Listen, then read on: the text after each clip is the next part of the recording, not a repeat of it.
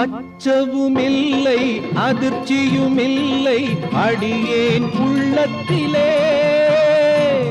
ஆண்டவன் இயேசு அடைக்கலமன்றோ ஆதலின் குறையில்லை.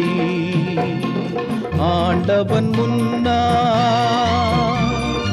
அகிலமே பின்னா. அன்பர் இயேசுவின் வார்த்தையினாலே விடுதலை அடைந்தேனே.